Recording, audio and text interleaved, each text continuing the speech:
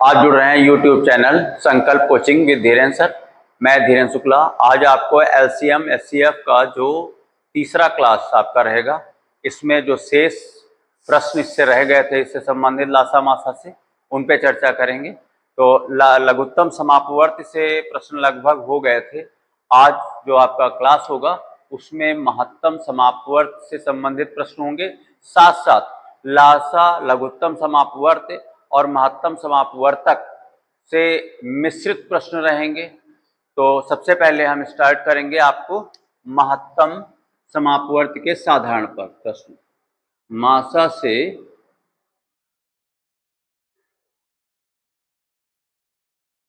साधारण प्रश्न।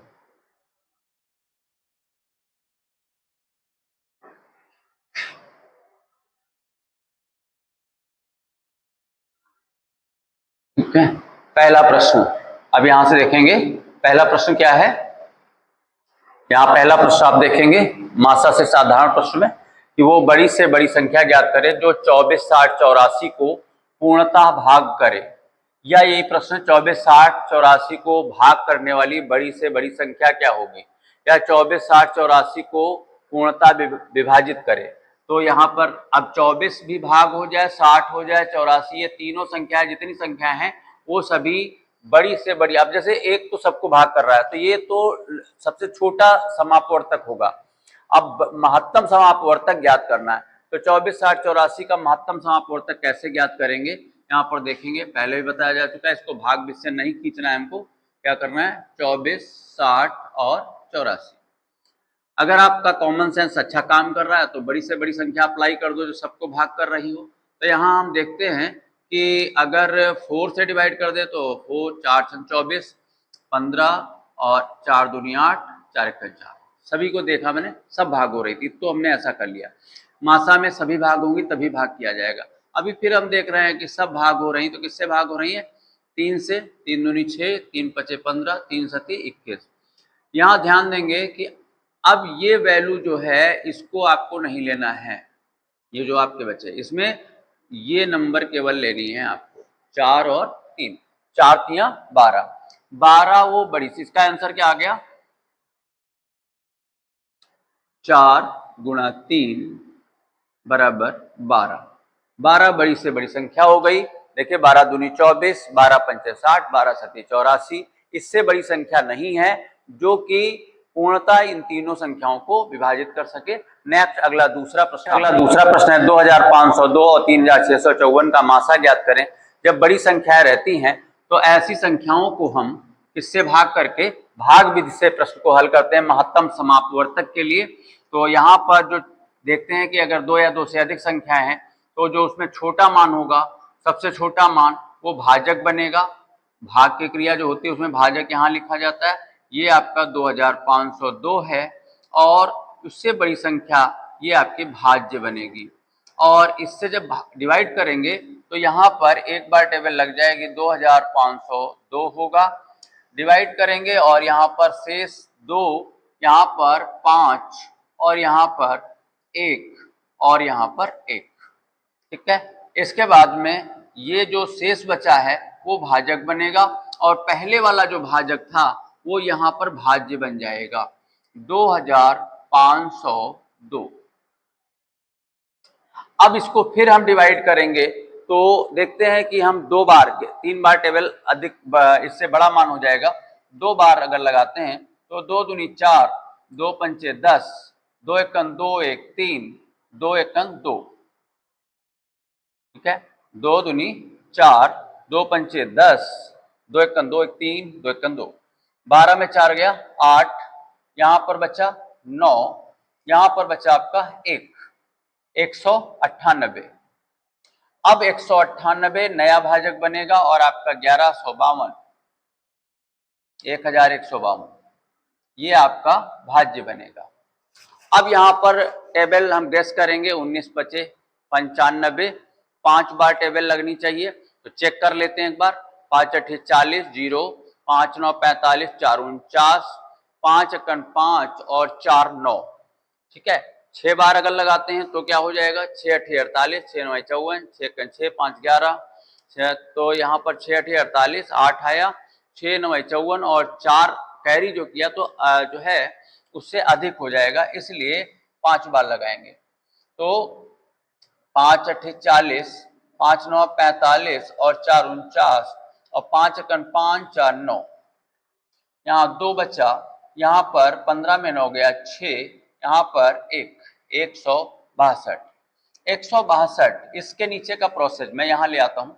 162 फिर जो शेष आया है ये भाजक बन गया, और जो पहले वाला भाजक था इधर स्पेस ना होने के कारण इधर आप देखिएगा तो 198 ये आपका नेक्स्ट अगला भाज्य बन गया। 162 से जब भाग करेंगे तो 162 ये आपका ऐसे आ गया, 8 में 2 गया 6, 9 में 6 गया 3 और ये आपका 162। यहाँ पर टेबल लगाएंगे तो टेबल कितनी बार जा रही है कि 162 और फिर क्या आया 36, ये डिवाइड करेंगे तो आपका 5 बार अगर टेबल लगाएंगे तो यहाँ पर अधिक हो जाएगा। तो 4 बार अगर देखते हैं तो 4 बार 5 बार अगर चेक करें तो 5 का 30, 5 से 15 और 3 18, तो ये अधिक हो जाता है। तो 4 बार लगाएंगे, 4 6 24, 4 3 12 और 2 14, यहाँ पर 8 आया, यहाँ पर 1 आया, ठीक है। अब यहाँ पर ये जो शेष बचा था ये भाजक बन गया। पहले वाला भाजक हर बार भाज्य बनता जाएगा, ये जो है आपका निरंतर आगे प्रक्रिया तब तक बढ़ेगी जब तक शेष 0 ना आ जाए। 18 दूनी 36, यहाँ पर शेष अब 0 बच गया। जब शेष 0 बच जाता है तो अंतिम भाजक ही मासा हो जाता है, लेकिन ये ध्यान रहे कि अगर तीसरी संख्या होती तो वहां पर पुनः ये पहले जब से 0 हो जाएगा तो ये भाजक फिर भाजक बन जाएगा और तीसरी संख्या को हम भाज्य के रूप में ले आएंगे और उससे फिर प्रोसेस आगे बढ़ाएंगे। लेकिन यहाँ पर चूंकि 2 ही संख्याएं थी तो जो अंतिम भाजक है यही मासा हो गया और इसका आंसर जो होगा वो आ जाएगा, अंतिम शेषफल नहीं भाजक, आंसर आपका आ जाएगा 18। ये वो बड़ी से बड़ी संख्या है जो इससे भाग करेगी और इसको भी भाग कर देगी, ठीक है। तो यहाँ पर आपका दूसरा प्रश्न कंप्लीट हुआ। नेक्स्ट तीसरे प्रश्न पर हम जाते हैं। आपका प्रश्न आता है तीसरा प्रश्न क्या है कि एक कमरा है या हॉल है जिसकी विमाएं 18 मीटर, 12 मीटर और 10 मीटर है।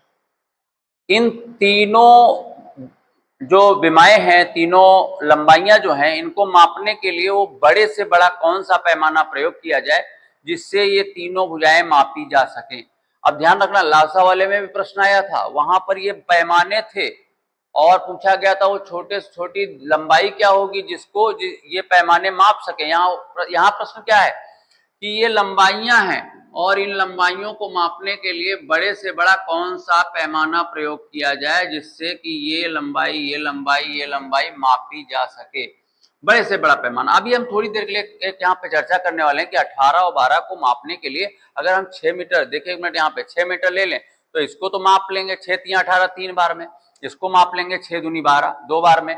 लेकिन जब इसको मापने की बात आएगी तो ये नहीं मापा जा सकता पूरा पूरा, तो क्या करना है, वही मान आना चाहिए जो सबको भाग कर दे। तो हम सबसे यहाँ पे हम कहते हैं 1 से, तो 1 तो सबसे छोटा मान है, 1 वो स्केल है जो तीनों को माप लेगा। तीनों क्या, 1 तो सबको भाग करता है, इसलिए वो बड़े से बड़ा पैमाना तो नहीं होगा 1 मीटर का, छोटे छोटा होगा जो सबको इन सभी दूरियों को माप लेगा। लेकिन हमको बड़ा पैमाना चाहिए जो इन तीनों विमाओं को माप सके, तीनों दूरियों को माप सके।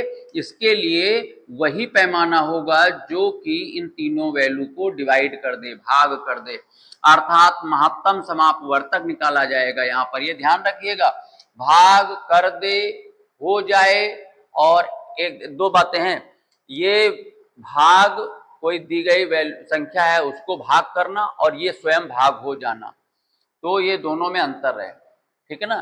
तो इन दूरियों को भाग करने वाला बड़े से बड़ा मान पूछा गया है, समझो।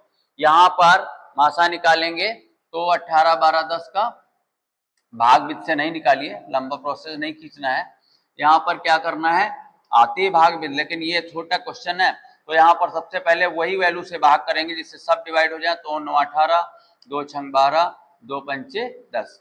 अब यहाँ पर आप देखिए, अगर देखते हैं कि तीनों मान किसी भी संख्या से विभक्त नहीं हो रहे हैं, यहाँ पर हमको 2 मीटर ही, यही हमारा आंसर हो जाएगा, क्योंकि ये तीनों को मापने के लिए अगर यहाँ पर ये 5 ना हो करके 15 होता तो हम कहते 3 से एक बार फिर कर दें, लेकिन ये नहीं कि कोई 2 भाग हो रहे हैं, सभी भाग होंगी तभी किया जाएगा। तो ये हमारा आंसर होगा। बस फाइनली यहाँ पर आंसर क्या हमारा आ जाएगा इसका, ये आंसर आ जाएगा 2 मीटर का अगर स्केल ले लिया जाए तो ये तीनों विमाओं को मापा जा सकता है। तीसरा प्रश्न कंप्लीट हुआ। यहाँ फिर एक मासा से साधारण प्रश्न आया है। इसमें है क्या कि 320 मीटर और लंबाई का खेत है, एक मैदान है, और 200 मीटर चौड़ाई का एक मैदान या खेत है। इसमें अधिकतम माप की वर्गाकार क्यारियां बनाई जानी है, बड़े से बड़े माप की। अब यहाँ पर एक बात का ध्यान देंगे, जैसे मान लिया ये प्लाट पड़ा हुआ है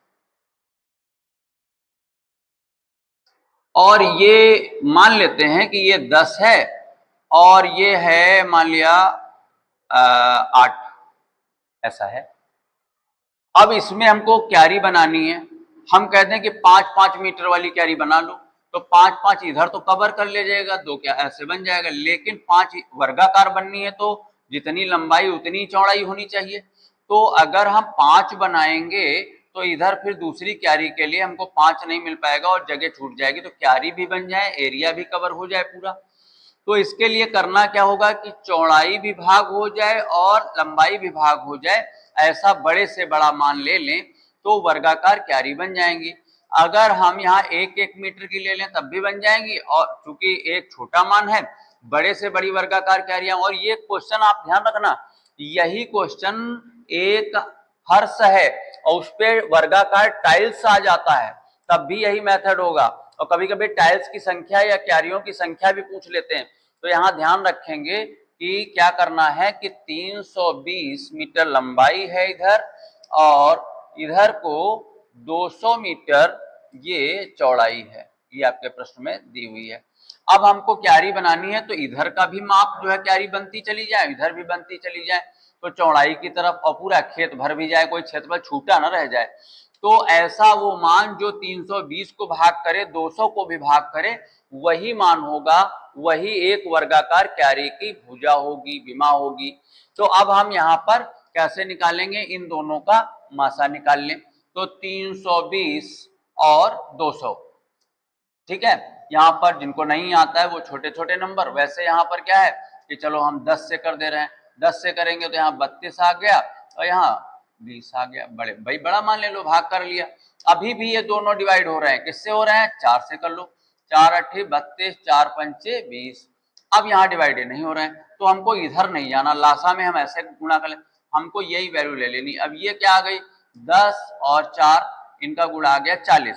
तो अगर एक जो क्यारी है, एक जो क्यारी बनेगी उसकी भुजा 40, अब 40 अगर ले लें तो इधर भी कवर हो जाएगा, 4 8 40 8 32, 8 ऐसे भाग कट जाएंगे और ऐसे भी बन जाएंगे, ऐसे स्तंभ के रूप में 5 ऐसे बन जाएंगे। तो आप देखिए कि ये आपका कितना हो जाएगा कि एक क्यारी का जो है, अगर प्रश्न में पूछा गया है कि एक वर्गाकार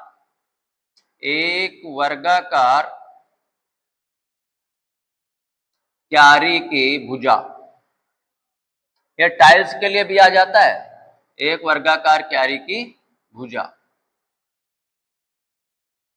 बराबर, अब जो मासा आया था वही लिख देंगे यहां पर, कितना 40।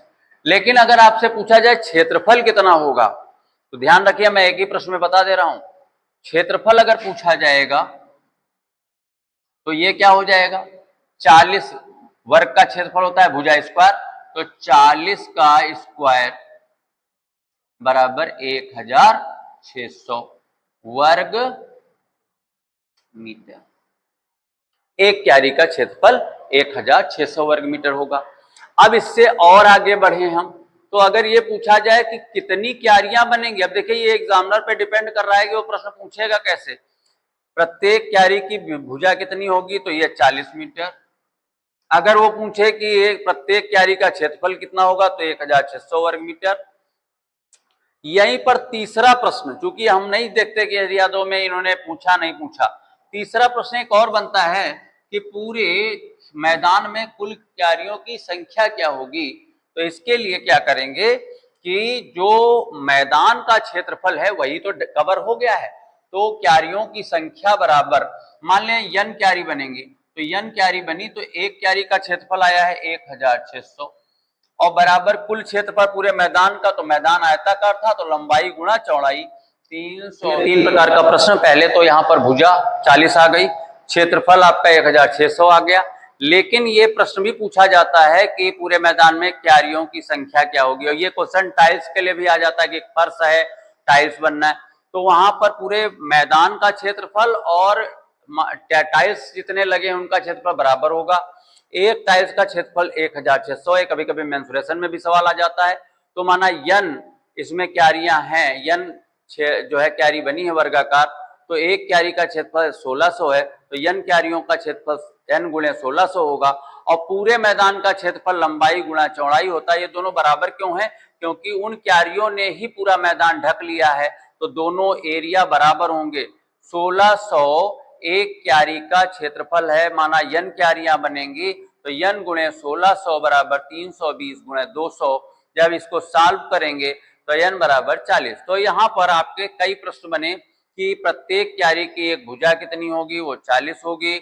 अगर प्रत्येक क्यारी का क्षेत्रफल पूछा जाए तो 1600 वर्ग मीटर होगा, और अगर यहाँ पर ये पूछा जाए कि कुल क्यारी कितनी बनी, या कभी टाइल्स के लिए आ जाए तो टाइल्स कितने लगेंगे, तो 40 टाइल्स लगेंगे। ये तीनों में से एग्जामिनर कुछ भी पूछ सकता है, ये इंपॉर्टेंट प्रश्न है। नेक्स्ट अगले प्रश्न पे जाएंगे, देखेंगे कि अभी क्या था कि इसके पूर्व में जो क्वेश्चन था उसमें था कि एक खेत की विमाएं दी थी, लंबाई चौड़ाई दी थी। यहाँ पर 3 खेत हैं, एक खेत नहीं है, 3 खेत हैं, और तीनों खेतों के क्षेत्रफल दिए हैं।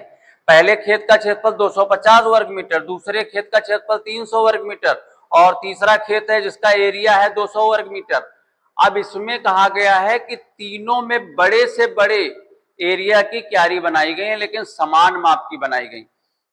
अब ये कहा गया जितना इसमें बनाई गई वही माप उतना ही एरिया की इसमें बनाई गई। तो अब क्षेत्रफल की बात आती है तो ध्यान रहे यहाँ पर कि मान लिया हम ये कह दें, एक इमेजिन करते हैं कि मान लिया 100 वर्ग मीटर वाली क्यारी बना लें, तो ये तो 3 क्यारी बन जाएंगी, इसमें 2 बन जाएंगी, लेकिन क्या इसमें ऐसा कुछ हो पाएगा 100 इसको भाग कर पाएगा? तो नहीं बन पाएंगे, क्यारी पूरी कंप्लीट नहीं बन पाएंगे। समान एरिया की बनानी है, समान आकार के। अब यहाँ क्या करना है कि वही क्यारी बनेंगी बड़ी से बड़ी माप की, जो इनको भाग कर सके, वो एरिया की क्यारी बनाई जाए। तो इनका क्या निकाला जाए? मासा। और मासा आप लोग निकालना देख चुके हैं, अब बार बार मैं वही वैल्यू निकाल रहा हूं। तो यहाँ पर देखेंगे कि इनका महत्तम समापवर्तक जो है वो आएगा 50। कितना आएगा? यहाँ देखिए 50 से डिवाइड हो रहा है, 50 पंचे 50 छक्का और 50 चक्कू, ठीक है। तो यहाँ पर एक क्यारी का जो क्षेत्रफल है, लंबाई नहीं, प्रत्येक, यहां पर आप समझ लीजिए इसके पहले वाले सवाल में क्या निकला था कि प्रत्येक वर्गाकार था और उसकी एक भुजा निकली थी। यहाँ एरिया दिया, ये माप लंबाई चौड़ाई ऊंचाई नहीं दी कुछ, ये विमाएं नहीं, ये एरिया है। तो एक खेत इतनी क्षेत्रफल का है, एक खेत इस एरिया का है, एक खेत इस एरिया का है। तो अब यहाँ पर इसमें जो खेत क्यारी बनाई जाएंगी प्रत्येक क्यारी का, और समान आकार के तीनों में बन भी जाएंगी और कुछ एरिया छूटेगा भी नहीं। प्रत्येक क्यारी का क्षेत्रफल बराबर क्या आएगा? 250 कमा 300 कमा 200 का मासा। अब यहां पर जब मासा निकालेंगे हम तो ये कितना आएगा? तो यहां देखते हैं कि ये आ जाएगा आपका, मासा निकालेंगे 50। अब ये ध्यान देंगे कि जो एरिया आया है वो आया है 50 वर्ग मीटर। इसका मतलब अगर 50 वर्ग मीटर वाली क्यारी बनाई जाए तो इसमें 250 वाले में 5 बन जाएंगी, इसमें 6 बन जाएंगी, इसमें 4 बनेंगी। अब प्रश्न उठता है कि ये एरिया है वो है, तो यहां पर इसका मतलब वर्गाकार नहीं बनाई गई, इसमें चौड़ाई 5 है, तो उस जो क्यारी बनाई गई उसकी लंबाई क्या होगी? तो क्यारी की लंबाई बराबर, क्योंकि क्यारी का क्षेत्रफल है लंबाई गुणा चौड़ाई, तो लंबाई हमको नहीं मालूम है तो माना प्रत्येक अधिकतम लंबाई L मान ली, और चौड़ाई हमारे प्रश्न में दी हुई है 5 है, बराबर एरिया हमने अभी निकाल लिया है 50। ठीक है, लंबाई गुणा चौड़ाई प्रश्न में दी है, ये एक क्षेत्रफल होता है आयत का, तो आयत का क्षेत्रफल लंबाई गुणा चौड़ाई, और यही एरिया ये देखो 50 एक क्यारी का है, ये लिख दिया। तो L बराबर 50/5 बराबर 10। तो ये हमारा आंसर आ गया, प्रत्येक क्यारी की लंबाई जो होगी वो 10 मीटर होगी। ये आंसर हो गया। यहां से आपका 5 प्रश्न हो गया, साधारण प्रश्न। इसके बाद में अब आपका दूसरा टाइप शुरू होता है, मासा से शेष पर आधारित प्रश्न। मासा से तो इसके पहले वाले क्लास में हो गए थे, मासा से साधारण प्रश्न आज की क्लास में शुरुआत हुई थी, यहां पर आ गए मासा से शेष पर आधारित प्रश्न। तो यहां ध्यान देंगे, प्रश्न क्या है कि 3 संख्याएं हैं, एक 134, 159, 184, 134, 159, 184।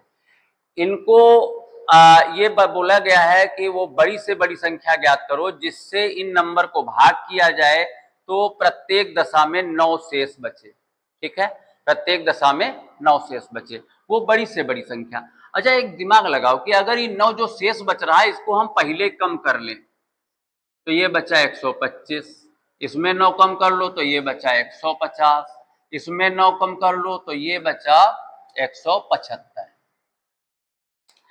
अब बताइए, इनका जो मासा निकलेगा, इनका मासा वो इन तीनों को भाग कर देगा, लेकिन इनसे ये 9 ज्यादा है, तो वही जो इनका मासा आएगा इनको तो भाग कर देगा, लेकिन इनसे जब ये 9 ज्यादा है तो यही 9 शेष देने लगेगा। तो इसका मतलब कि जो शेष प्रत्येक दशा में 9 शेष बचे तो उस शेष को पहले कम कर लो और फिर इनका मासा निकाल लो। जो मासा आएगा वो इन सबको भाग कर देगा, लेकिन इनको नहीं भाग कर पाएगा इनमें, क्योंकि इनसे सब 9 हमने घटा लिया, 9 इनसे सब ज्यादा है, और जो ज्यादा है वही शेष दे देंगे, तो हमारे प्रश्न की शर्त संतुष्ट हो जाएगी। इसलिए इनका हम मासा निकालें, और जब इनका मासा आप निकालोगे तो मासा इसका जो है वो आ जाएगा, अब हमने कहा था कि माँ बाप अपने आप से, इसका मासा आ जाएगा 25। ठीक है, 25 से, क्योंकि 25 पंचे 125, 25 छक्का 150, 25 सत्ती 175, तो यहाँ 25 से सब भाग हो रहे हैं, और भाग तो 5 से भी हो रहे हैं, लेकिन 5 बड़े से बड़ा मान नहीं है, बड़े से बड़ा मान 25, 25 से बड़ा मान नहीं जो इन तीनों को भाग कर सके। अब ये मान जो है यही हमारा आंसर बन गया। कैसे? इसको तो भाग कर देगा, लेकिन जब इसको भाग करोगे तो 25, अब यहां पर जब टेबल लगाएंगे तो 25 पंचे 125 और 9 शेष बचेगा। इसको भाग करोगे 25 छक्का 150, 9 शेष बचेगा। इसको भाग करोगे 25 सत्ती 175, 9 शेष बचेगा।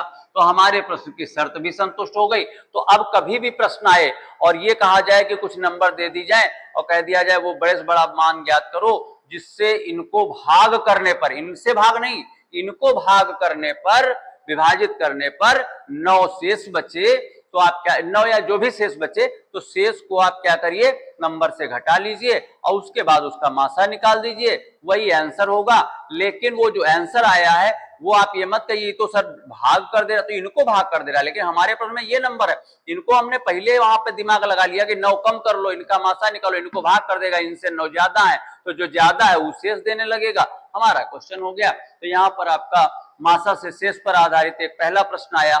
अब दूसरा प्रश्न, नेक्स्ट अगले प्रश्न पे जाते हैं, अगले प्रश्न की स्थिति देखेंगे। यहां पर आप देखेंगे कि दूसरा प्रश्न आ गया। इसमें क्या कहा गया कि 2934 और 3254 को वो बड़ी से बड़ी संख्या ज्ञात करो जो कि इन संख्याओं को भाग करे तो पहली संख्या में 11 शेष बचे और इस जो दूसरी वाली दी है इसमें 15 शेष बचे। अब इसमें तो 9 शेष बता रहे थे, इससे भी 9 बचे, इससे भी 9 बचे, इससे भी 9 बचे, लेकिन इसमें इसका शेष 11 बचे। पहले प्रश्न और दूसरे प्रश्न में अंतर समझ लीजिए कि 2934 और 3254 को भाग करने पर वो बड़ी से बड़ी संख्या ज्ञात कीजिए जिससे 2934 और 3254 को भाग करने पर क्रमिक रूप से क्रमशः इसको भाग करे वो नंबर तो 11 शेष बचाए, इसको भाग करे तो 15 शेष बचाए। तो आपको क्या करना है, जैसे इसमें 9 सब में से प्रत्येक दशा में 9 शेष, इसमें क्या कहा गया, पहले वाले में 11 तो ये 11 कम कर लो, 11 कम करेंगे तो 4 में गया 3, 3 में गया 2, 9 और 2, और इसमें 11 कम कर लिया तो यहां पर बचा 3, यहां पे बचा 4, यहां पर बचा 2, 11 नहीं सॉरी 15 शेष बचे। तो 14 में 5 गया 9, यहां पर बचा 3, 3 में गया 2, नहीं 4, 4 में गया 3, तो 5, 14 में 5 गया 9, यहाँ पे 4, 4 में गया 3, यहाँ पर 2 और यहाँ पर 3। अब यहां पर जैसे उसमें किया गया था, इनका मासा निकाला जाए। ये ज्यादा बेहतर होगा कि इसका मासा जो है आप उस मेथड से न निकाल करके भाग विधि से निकालिए। जब भाग विधि से मासा निकालेंगे तो अभी एक कराया गया था क्वेश्चन 2923 और 3254, ये आपका काम रहता है लेकिन चलिए कर दे रहे हैं। यहां पर एक बार टेबल लगाएंगे 2923, ये आया। यहां पर 3000 नहीं 254 नहीं, कितना था, ये है 3239, 3239, ये आपका। अब हम डिवाइड करेंगे तो ये टेबल लगेगी एक बार 2923, ठीक है ऐसा। अब इसके बाद में हम यहां पर देखेंगे कि शेष, तो 6 यहां पर बचा, 1 यहां पर 3, 316, 9 में 3 गया 6, 3 में 2 गया 1, 12 में 9 गया 3। अब ये जो पहले वाला भाजक था वो यहां भाज्य बन जाएगा 2923, इसको भाग करेंगे। जब भाग करेंगे तो यहां पे गेस कर रहे हैं तो 3 8 24, 3 9 27, अगर 9 बार लगाएंगे तो 9 छाक 54, 9 1 9, 5 14 और 9 तो 27, हाँ 9 बार लग रहा है, 9 बार लग रहा है, तो 9 बार लगाते हैं। 9 छाक 54, 9 1 9 और 5 14 और 9 तो 27 और 1 28, ऐसा। अब यहां पर माइनस करेंगे, 13 में 4 गया 9, यहां पे बचा 11, 11 में 4 गया 7, ठीक है 79, यहां पर 316। अब यहां पर किससे डिवाइड करेंगे तो 4 बार टेबल लग जानी चाहिए, 7 चौक 28, 7 पचे 35 ज्यादा हो जाएगा, 4 9 36, 4 7 28 और 3 31, यहां पर आपका मासा आ गया 79। तो अब इसका आंसर हो गया 79। अब आप लोग एक काम करिए, भाई घर पे हैं आप, परीक्षा दे रहे होते तो ये नहीं चेक करिए, अगर ये 79 से इसको भाग करोगे तो ये पूरा पूरा भाग हो जाएगा, ये भी भाग हो जाएगा, लेकिन चूंकि ये पूरा भाग हो रहा है लेकिन इससे 11 ही ज्यादा है ना, तो जब 79 से भाग करेंगे तो ये जो एक्स्ट्रा 11 है ये इसमें 11 शेष बचेगा, तो हमारे प्रश्न की शर्त सही हो जाएगी। और जब इसको हम 79 से भाग करेंगे तो ये तो भाग हो जाएगा लेकिन इससे ये 15 ज्यादा है, तो 15 शेष। और ये इंपॉर्टेंट प्रश्न है, बहुत इंपॉर्टेंट क्वेश्चन, कि इनको भाग करने में नंबर भले ही एग्जाम में छोटी कर दे, क्योंकि पेपर में आपका मेथड चेक किया जाता है, तो यहाँ पर कोई भी नंबर आती है अगर अलग अलग शेष हैं तो जिसका जो शेष है वो घटा लो, उनका मासा निकाल दो, आंसर आ जाता है। तो यहां पर हमारा आंसर आ गया 79। नेक्स्ट अगले हम तीसरे प्रश्न पे जाते हैं, शेष पर आधारित। एक माली है और पहले लासा में भी माली वाला क्वेश्चन आया था, वो जब उसके पास जब यहाँ पे देखते हैं कि 76, 151 और 226, इनसे वो फूलों के ढेर बनाना चाहता है और वो बड़े से बड़े ढेर, अब उन्होंने कहा है कि हर एक स्थिति में एक शेष बचे। ये वाला क्वेश्चन और ये वाला क्वेश्चन बिल्कुल सेम पैटर्न है, यहां पर 9 शेष, यहां पर 1 शेष। तो पूछा गया है कि प्रत्येक ढेर में अधिकतम फूलों की संख्या क्या रखी जाए जिससे इस प्रकार के जो फूल हैं उनसे 1 शेष बचे, जो दूसरे प्रकार के फूल हैं इनसे भी 1 शेष बचे और इनसे भी 1 शेष बचे। तो वही काम हमको करना है कि इसमें से 1 माइनस कर लो तो 75, इसमें से 1 माइनस कर लो तो 150, इसमें से 1 माइनस कर लो जो कि 1 शेष है, अगर अलग अलग शेष अलग अलग माइनस करते तो 225।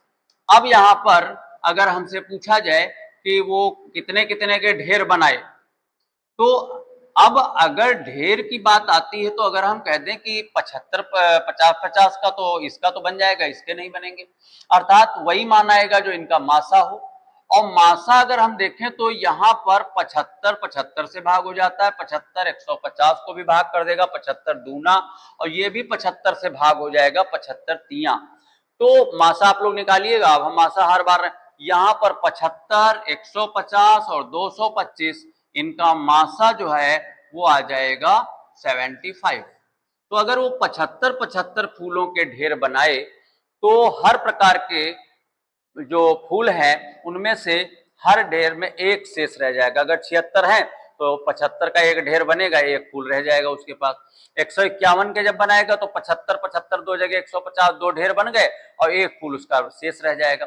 और इधर जब 226 से बनाएगा तो 75 75 के जब यहाँ पे फूल बना वो ढेर बनाएगा तो उसके पास कितना, तीन ढेर बन जाएंगे, 75 75 75 और फिर एक शेष रह जाएगा। तो इससे भी हमारी शर्त संतुष्ट हो गई। तो ये सवाल और ये सवाल यहाँ नंबर लिख दी थी, यहाँ फूलों को ला करके जोड़ दिया गया।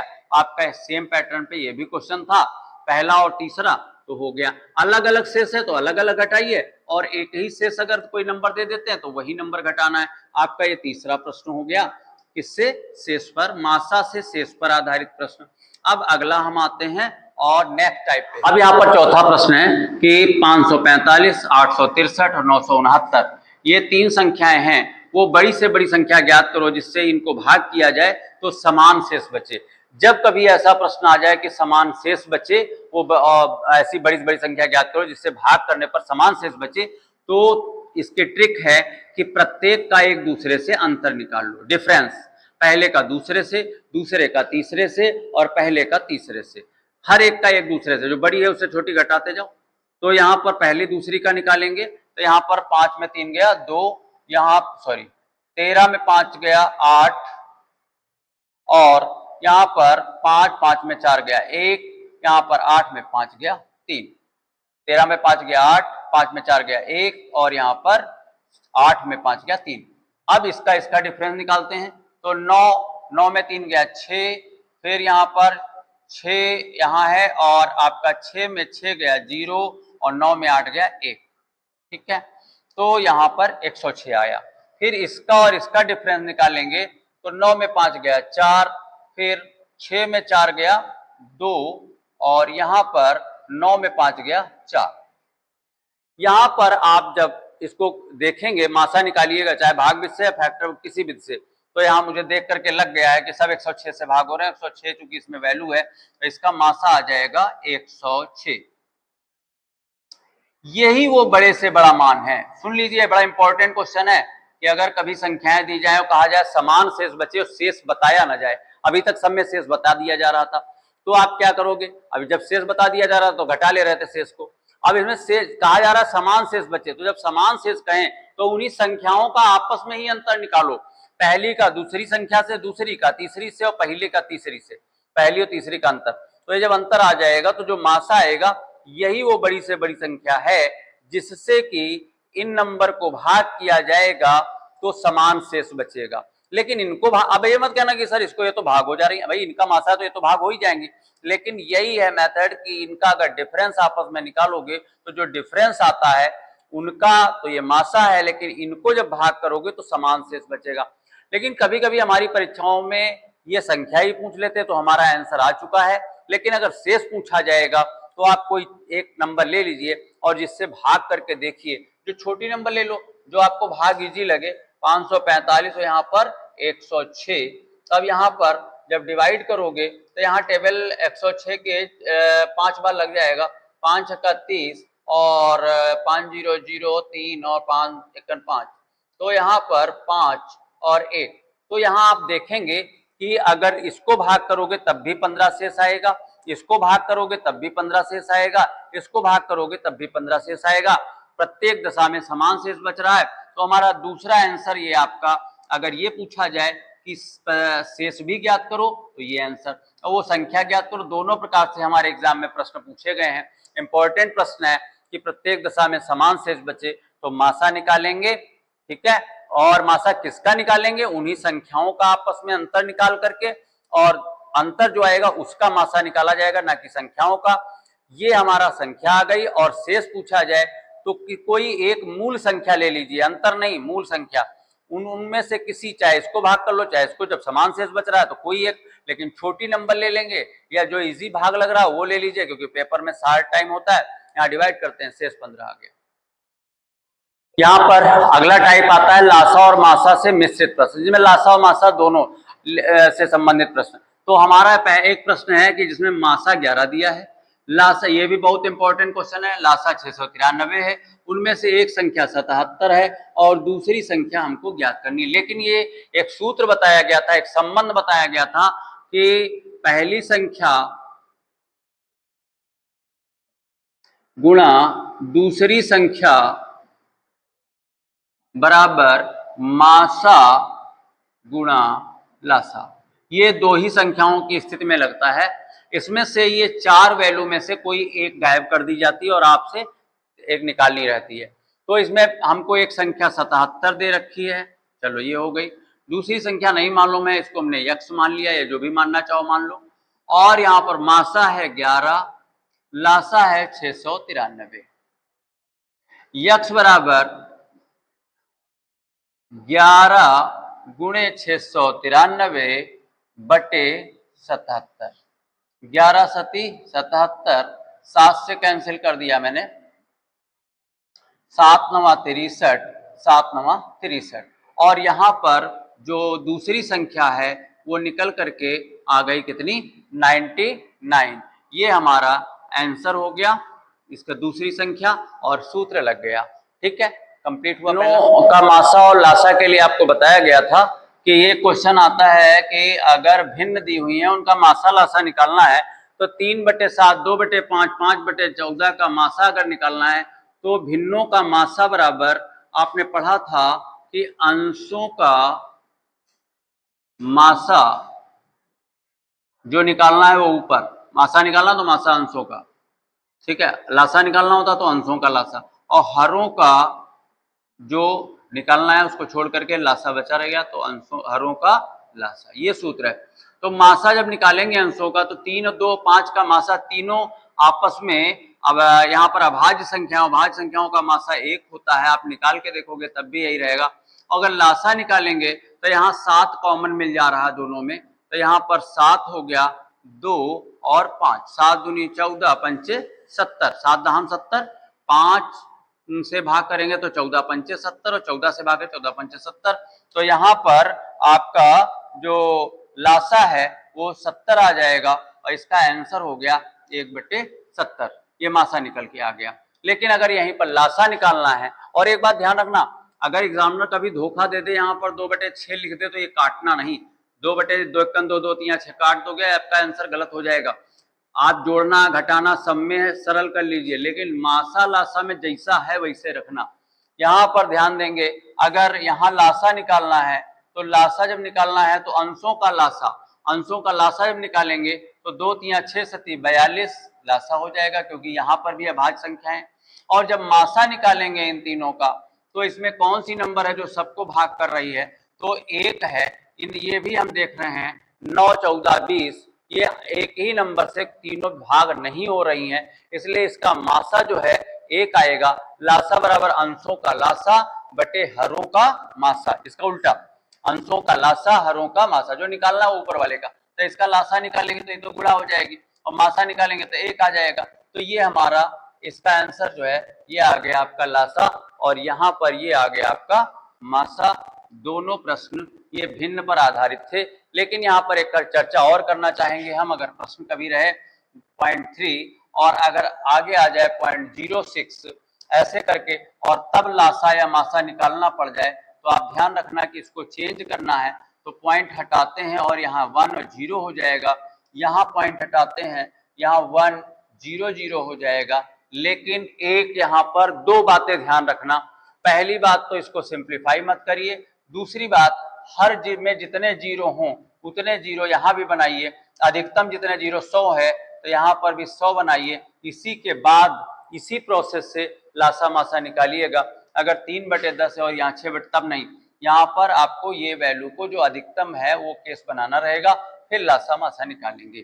ठीक है, नेक्स्ट अगले पे जाएंगे हम। अगला प्रश्न देखिए, प्रश्न दिया है कि दो संख्याओं का गुणनफल 1500 है, मासा 10 है, लासा ज्ञात कीजिए। अभी जब मैंने ये सवाल कराया था तो उसमें आया क्या था, पहली संख्या गुणा दूसरी संख्या। अरे यहाँ पर दो संख्याएं ही हैं और दोनों का गुणनफल दे दिया है, तो जहाँ पहली संख्या गुणा दूसरी संख्या लिख रहे थे उसका गुणनफल हमें डायरेक्ट दिया है, 1500। फिर बराबर में मासा गुणे लासा, मासा 10 है, लासा हम यक्स मान लेते हैं, तो यहाँ पर यक्स बराबर ये 10 इधर से ये आएगा तो 1500 बटे 10 हो जाएगा, जीरो कैंसिल हो जाएगा और यहाँ पर यक्स का मान 150 अर्थात लासा हमारा कितना हो जाएगा 150। ये क्वेश्चन आपका। इसके बाद नेक्स्ट क्वेश्चन पे ध्यान देखेंगे। योग, अंतर और गुणा पर आधारित प्रश्न जो आते हैं उनमें दो संख्याओं का मासा 27 दिया है और दोनों संख्याओं का योगफल 216 है। तो पूछा गया है कि ऐसे संख्याओं के कितने जोड़े होंगे और कौन कौन से होंगे। तो जरा देखिएगा, ये बड़ा, इसको बहुत ध्यान से समझिएगा। आपको मालूम है कि मासा होता क्या है, जो सभी संख्याओं में सब में कॉमन फैक्टर हो। तो इसका मतलब है कि अगर पहली संख्या हम यहाँ पर ऐसा माने कि 27 गुणा यक्स। अब ये यक्स क्या है भाई, 27 तो ये पहली संख्या हमने क्या मानी 27 यक्स। ऐसा क्यों माना, यक्स वाई क्यों नहीं माना? क्योंकि 27 तो उसमें कॉमन के रूप में निकलना ही निकलना है, गुणा के रूप में फैक्टर, ये बड़े से बड़ा फैक्टर निकलेगा और जो शेष रहा होगा गुणा में वो यक्स रहा होगा। भाई कोई संख्या में हम कॉमन लिखते हैं, फिर जो बचा रह जाता है वो भी लिखते हैं, तब लासा निकलता है। और मासा में क्या होता है कॉमन, तो केवल कॉमन तो पहली एक 27 और ये साथ में हमारा जो यक्स है, ये शेष जो भाग रह गया।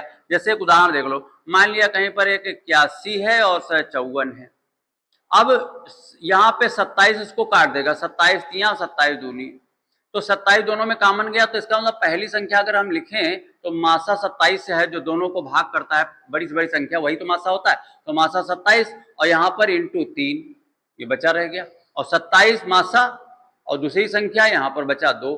तो ऐसे ही ये जो ये वैल्यू है ये तो एक्स वाई मान ली, दूसरी संख्या यहाँ पर क्या मानेंगे, दूसरी संख्या बराबर अनिवार्य रूप से आपको 27 तो यहाँ मानना है, लेकिन ये दोनों अलग अलग होंगे। यक्स और वाई में एक के अलावा कोई कॉमन फैक्टर नहीं मिलना चाहिए। अब देखिए कहा गया है कि दोनों संख्याओं का योग है 216, तो इसका मतलब 27 यक्स प्लस 27 वाई बराबर 216। 27 कॉमन मिल गया तो बचा क्या, यक्स प्लस वाई बराबर 216। अब जब हम 27 उधर ले जाएंगे तो ये आएगा यक्स प्लस वाई बराबर 216 बटे 27। ये आपका 8 बार कट गया। इसका मतलब है यक्स और वाई का जोड़ 8 आएगा। अब ध्यान देना जरा, यही सबसे महत्वपूर्ण बात है। अब आपको यक्स वाई के जोड़ को 8 बनाते रहना है, लेकिन जो यक्स का वाई का मान आए उसमें कॉमन फैक्टर 1 के अलावा कुछ ना मिले। तो मान लिया यक्स का मान हमने 1 ले लिया, तो अब 8 जोड़ आना है, तो वाई का मान कितना आएगा 7। ठीक है, तो ये 1 और 7 चल जाएगा। क्यों, 1 में 1 कॉमन, 7 में 1 कॉमन, 1 के अलावा और कुछ कॉमन नहीं, क्योंकि नहीं तो मासा फिर 27 से पहले से हम मान चुके हैं। तो 1 और 7 8 हो रहा है। अब कैसे, इसके बाद अगला ले लो, तो 2 के साथ देखा जाए 2 और 6, तो ये वाला अग्राह्य है। क्यों, 27 जब मासा पहले से था तो इसमें 2 और 6 में तो 2 कॉमन निकल जाएगा, इसलिए ये वाला जोड़ा नहीं माना जाएगा, ये गलत है। इसका मतलब ये वाला जोड़ा तो ठीक है। तो अगले पे जाते हैं तो यहाँ पर आता है 3 और 5 8 हो जाता है, तो ये वाला पेयर हमारा मान लिया जाएगा। इसमें भी देखो कुछ कॉमन नहीं मिल रहा है 1 के अलावा। फिर आगे बढ़ते हैं तो यहाँ 4 और 4, तो ये तो समान संख्या है, लेकिन इसमें तो दोनों कॉमन मिल रहे हैं, तो ये भी जोड़ा स्वीकार्य नहीं है। अब हम आगे बढ़े 5, तो इधर फिर 3, तो अब रिवर्स हो गया। तो ऐसे कितने जोड़े संभव है, 2। एक यक्स का मान 1, तो अब कौन कौन सी 27 संख्याएं बनेंगी, 27 एकम 27 और 27 गुणा 7। देखो एक यक्स की जगह मान रख दिया 1 और वाई की जगह 7, तो 27 इंटू 7, तो 7 सती 49, 7 दूनी 14, 4 18, तो एक तो ये आ गया। दूसरा अगला जोड़ा क्या बनेगा, 27 तिया 81 और 27 पंचे 5 सती 35, 5 दूनी 10 और 3 13, 135। ठीक है, तो यहां पर अब आप देखिए, इनका अगर मासा निकालोगे तो 27 निकलेगा और इनको जोड़ोगे तो 216, यही हमारे प्रश्न की शर्त है। इनका भी मासा निकालोगे तो 27 निकलेगा और अगर इनको जोड़ोगे तो 216 आएगा। 5 1 6 और 8 3 11 और 1 1 2, तो ये आपके संख्याओं के, अगर पूछा जाए कितने जोड़े संभव हैं तो कितने, 2।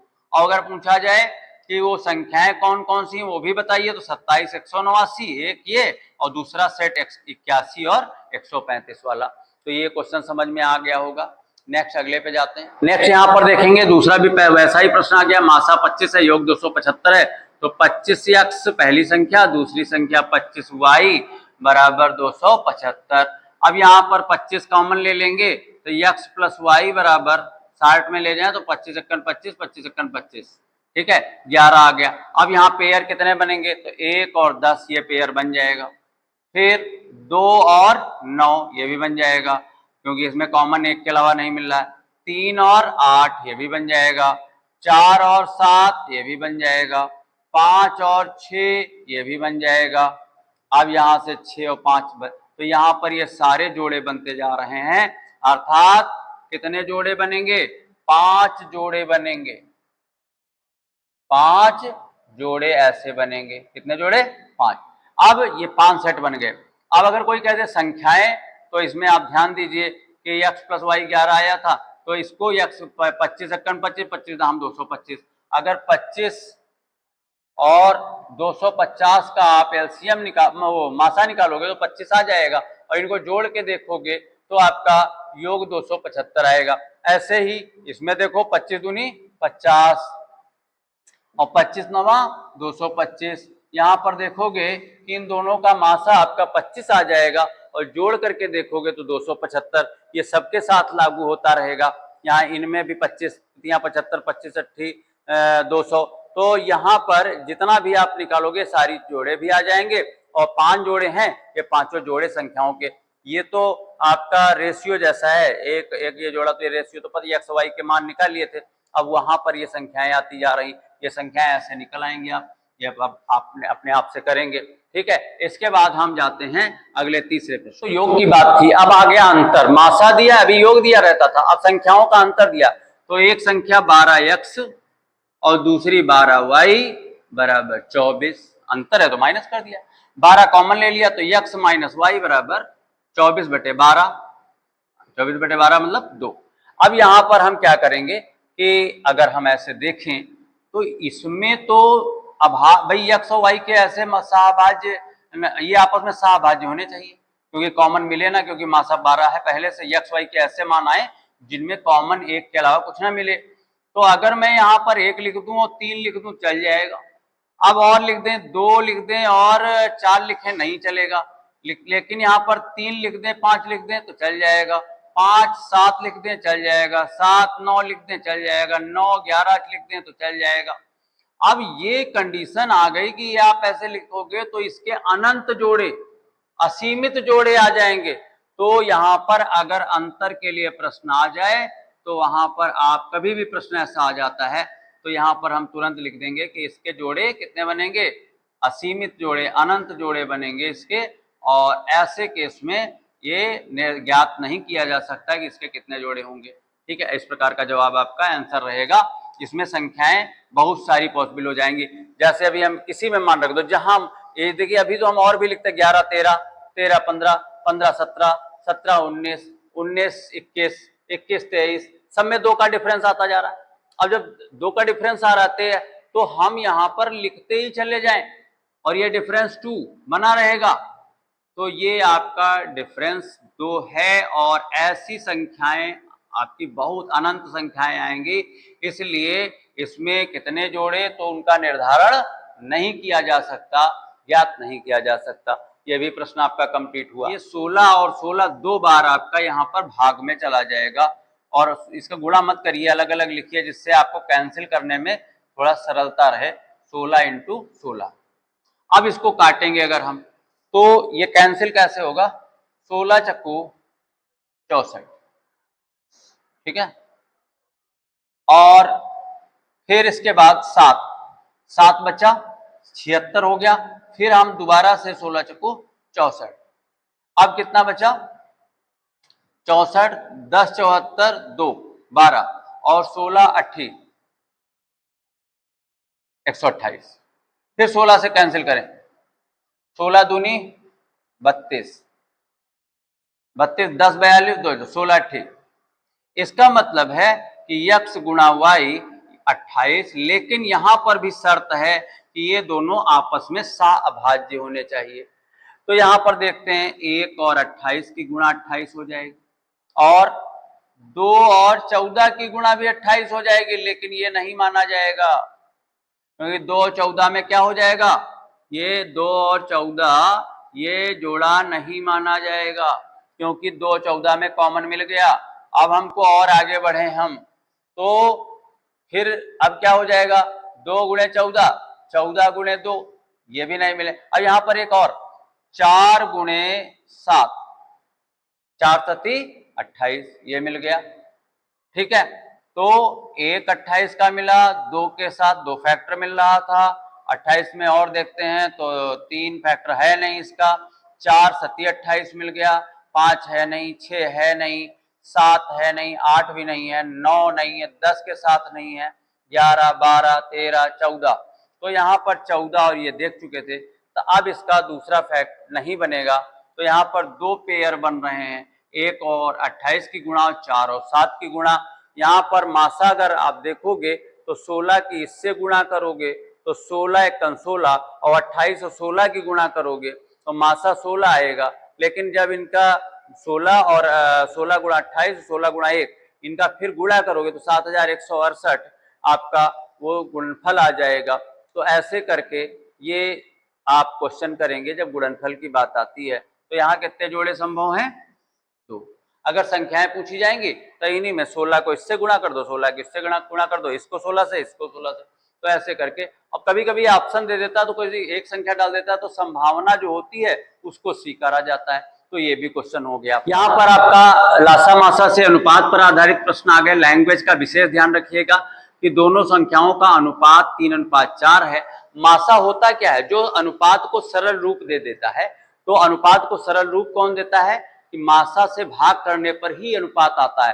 तो इसका मतलब अगर मासा से गुणा कर दें तो संख्याएं मिल जाएंगी, भाई मासा से ही भाग हो गए होंगे। तो इसका मतलब 15 तिया 45 और 15 चक्कू 60। पहली संख्या आपकी आ गई 45, और दूसरी संख्या आपकी आ गई 15 चक्कू 60। अब यहाँ पर आपको कई तरीके हैं इसको करने के। मासा इंटू लासा बराबर पहली संख्या इंटू दूसरी संख्या, इससे भी आप कर लोगे। दूसरी बात है, इनका अगर लासा निकालना है तो एक बात ध्यान रखना, बहुत लोग जब पढ़ा रहे होते हैं तो उसमें गलती क्या होती है, दो संख्याओं में इस बात का भी चल जाएगा क्योंकि ये सरलतम अनुपात है, आपस में सहभाज्य हैं, इसलिए अगर आपसे लासा पूछ लिया जाए तो आप डायरेक्ट ये सब कुछ मत करिए, ये भी नहीं निकालिए, मासा से गुणा कर दीजिए। 15 इंटू 3 अनुपात पहला अनुपात गुणा दूसरा अनुपात, तो यहाँ पर कितना आ जाएगा, 4 तिया 12, 12 पंचे 60, 12 एकन 12 और 6 18। यहाँ पर लासा आ जाएगा 180। लेकिन यहीं पर एक मैं वर्किंग कर रहा हूं, ध्यान देना। यहाँ पर मान लिया लिख दिया कि 3 संख्याएं हैं और अनुपात ऐसा है। अब देखिए ये प्रश्न किताब का नहीं है, ये मैं अलग से एडिट कर दिया हूं। अगर ऐसा आ जाता है, हमने देखा बहुत से लोग ये गलती, इतनी बड़ी गलती करते हैं, और मैं भी, मेरा ऑफलाइन क्लास चल रहा था, जो अच्छे क्लास में अच्छा रिस्पॉन्स देते हैं, उन बच्चों ने एक फ्लो में गलती कर गए। वो क्या करे, मैंने उनसे पूछा कि लासा क्या होगा, तो कहे सर ये तो रेशियो दिया है, इससे गुणा कर। अरे मूर्खता कर रहे हो, यहाँ पर मुझे कॉमन मिल रहा है, और कॉमन ये जो 2 बार 3 और 9 लिखा है, आप गुणा कर दोगे लासा नहीं आएगा, मैं बता रहा हूँ। आप देखिए कहीं करके कि 3 चक्कू 12 9 108 और इंटू 15 अट्ठी 120, 15 एकन 15 116, ठीक है ना, ऐसा 1620। अब यहां पर ध्यान देना है कि ये हमने निकाला, जरा देखिए यहां पर संख्याएं 15 तिया 45, 15 चक्कू 60 और 15 नवा 135। जरा इनका कहीं लासा निकाल के देखोगे तो कि कितना निकलेगा, 45 60 135, 15 तिया 45, 15 चक्कू 60, 15 नवा 3 एकन 3, 3 तिया 9 4, 3 चक्कू 12 तिया 36, और 36 और 15 की गुणा करोगे 15 चुका 90 और 15 तिया 45 और 9 54, 540 और 1620 काहे अंतर। ध्यान रखिए ये धोखा खा रहे हो यहाँ पर। हाँ तीनों या तो अभाज्य हूं, अगर दो में भी कॉमन फैक्टर मिल गया तो कभी भी, ये मैं बता रहा हूं, ये बहुत लोग परीक्षा में अपने नंबर खो देते हैं। ये बहुत इंपॉर्टेंट प्रभावी बात है। दो संख्याएं चल जाएगा। अब जैसे दो थी तब आप ये काम कर लीजिए, कोई प्रॉब्लम नहीं, क्योंकि वो सरलतम रूप है ही है। यहां पर अगर कहा जाए कि आपको कहा जाए लासा ज्ञात करो तो आप ना निकालो संख्याएं, कोई बात नहीं, संख्या नहीं निकालते हम, सीधा सीधा क्या कर देंगे 15 तिया 45 और 45 को हम 4 से गुणा कर देंगे। 4 पंचे 20, 4 चक्कू 16, 2 18। कोई जरूरत नहीं है पहली संख्या दूसरी संख्या निकालने की। लेकिन तीन संख्याएं हैं तो ध्यान रखना कि दो में किसी में कॉमन मिल सकता है और तब गड़बड़ हो जाएगा। तो या तो तीनों अभाज्य संख्याएं हो तब गुणा कर दो, कोई बात नहीं, लेकिन तीनों में से कोई दो आपस में मतलब तीनों सहभाज्य में से, लेकिन दो में कोई कॉमन फैक्टर मिलेगा तभी तो सभी तो सहभाज्य के रूप में। तो ये केस में ध्यान रखना है कि संख्याएं निकाल करके लासा निकालना, जब दो से ज्यादा संख्याएं दी हो ज्यादा अच्छा रहेगा। दो ही संख्याएं हैं तो ये अनुपात सरल अनुपात में दिया हुआ है और दो ही संख्याएं हैं, दोनों दो संख्याओं में यहाँ पर कुछ भी ऐसा कॉमन नहीं मिल रहा है एक के अलावा, तब आप गुणा कर सकते हो।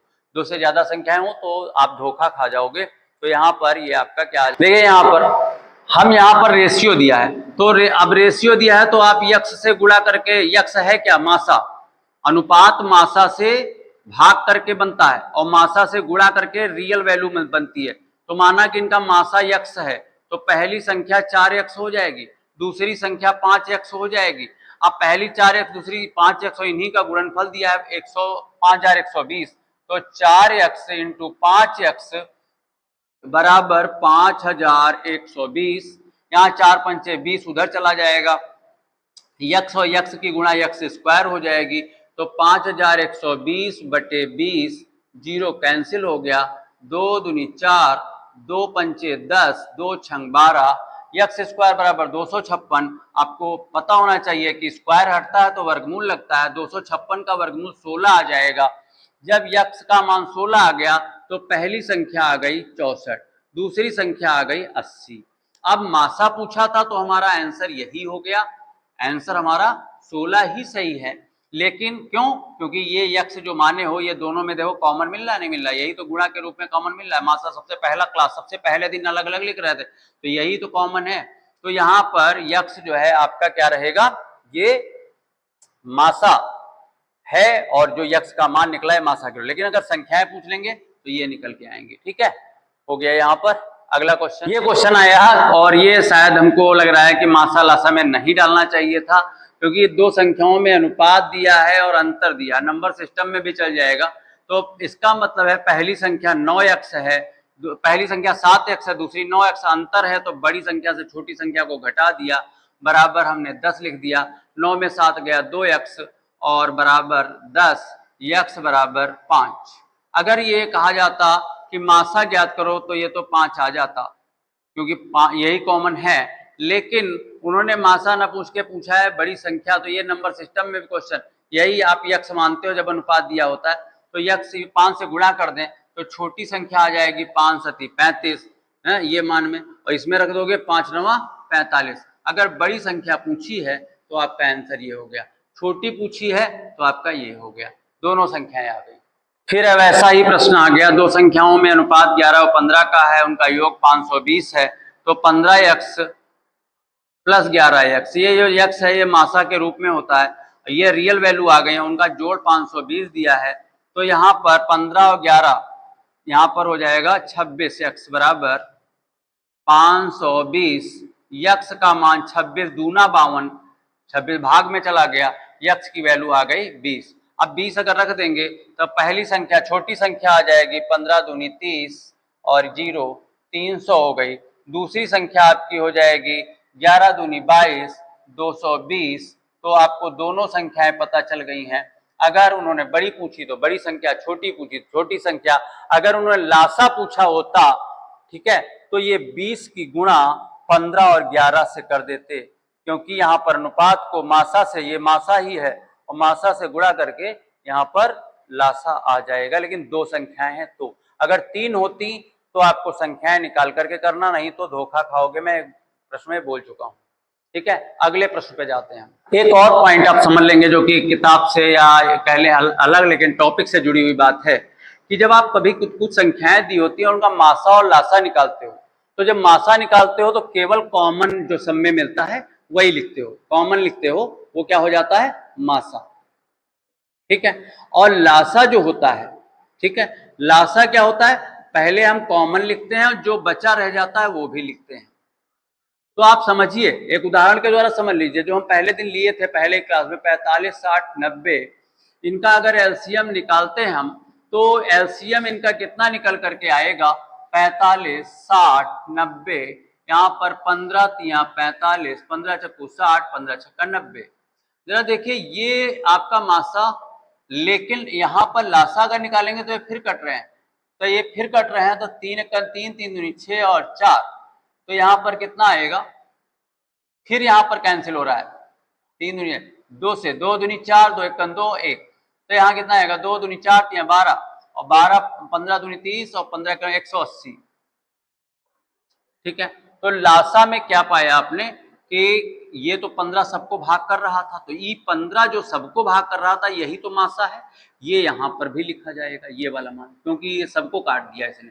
लेकिन जो बचा रह जाता है, अब एक्स्ट्रा आ रहा है वैल्यू 3 और यहां पर 2 और फिर 2, ये तो ये ध्यान रखिए कि ये इसमें लासा में गुणा के रूप में जुड़ा रहता है। अब इससे निष्कर्ष क्या निकल रहा है कि जो मासा होता है या लासा कह लो, लासा मासा का अपवर्त्य होता है, सदैव ध्यान रखना, या इसको और सरल शब्दों में कहें तो लासा मासा को पूरा पूरा भाग जरूर करेगा। अब इससे प्रश्न कैसे बनता है, मान लिया एग्जाम में क्वेश्चन आ गया कि 3 संख्याएं हैं जिनका मासा जो है बता दिया गया, कुछ भी जैसे कह दिया गया कि 45 है, आपसे पूछा गया कि लासा, आप संख्याएं नहीं पता, 3 है 4 है, और आपसे पूछ लिया गया लासा ज्ञात करो, ऑप्शन दे दिए ए बी सी और डी, और ये क्या है, मासा है। न संख्याएं पता, न अनुपात पता, कुछ नहीं, केवल मासा दिया है और कहा लासा बताओ, एकदम से लोगों का हालत खराब हो जाती है कि कैसे निकाल लेंगे, कोई सूत्र भी नहीं काम कर रहा। 3 संख्याएं 4 है, क्या करना है, मासा दिया है लासा निकालना है। अब मासा दिया है लासा, लेकिन ये जाएगा क्वेश्चन ऑप्शन बेस्ड, और जाएगा भी उसी पैटर्न पे कि इन चारों ऑप्शन में एग्जामिनर जो है जब 4 विकल्प डालेगा तो एक न एक विकल्प इससे भाग हो रहा होगा, एक ही विकल्प होगा जो इससे भाग हो रहा होगा, तो वही हमारा आंसर के रूप में मान लिया जाएगा। जैसे मान लिया लिख दिया मैंने 375 या कुछ भी, तो और दूसरा लिख दिया 478, अगला लिख दिया 900, अगला लिख दिया मान लिया 300। अब इनमें देखते हैं, तो अगर 45 की बात करें तो केवल ये नंबर है जो 45 से डिवाइड होगी, ना ये हो रही है, ना ये हो रही है, ना ये हो रही है, भाग करके देखेंगे। क्यों, डिविजिबिलिटी रूल में भी जाओ तो 5 और 9 के दोनों के लग जाए नियम, तो 7 3 10 5 15, 15 9 से तो होता नहीं, तो इसमें नहीं लगेगा, इसलिए 45 से भाग नहीं होगी। 5 से तो हो रही है लेकिन 9 वाला नियम नहीं लगा। यहाँ पे जाए 7 4 11 8 19, जो कि ये 9 से नहीं होगी। यहाँ पे जाए तो 9 जोड़ आ रहा है, 9 अंकों का जोड़ 9 से भाग हो रहा है, तो 9 से भाग हो रही, और 5 अंत में इकाई का अंक 0 5 हो तो हो जाता है। यहाँ पर अगर देखें 3 आ रहा है, 3 जोड़ आ रहा है, 3 0 0 का जोड़ 3 आ रहा है, तो यहाँ पर ये भी संख्या 9 से भाग नहीं होगी, तो 9 से ये भाग नहीं होगी। अब जो 9 से भाग नहीं होगी तो 45 से नहीं होगी, तो ये संख्या यहाँ पर आंसर के रूप में सेलेक्ट कर ली जाएगी। संख्याएं नहीं दी थी, लेकिन एग्जामिनर एक जानकारी लेना चाहता था कि ये वाली बात आपको पता है कि मासा लासा का एक गुणनखंड होता है या लासा मासा का एक अपवर्त्य होता है। 15 के ऐसे गुणज लिखो तो एक न एक जगह आपको ये वाला नंबर मिलेगा जो इससे लासा निकला था।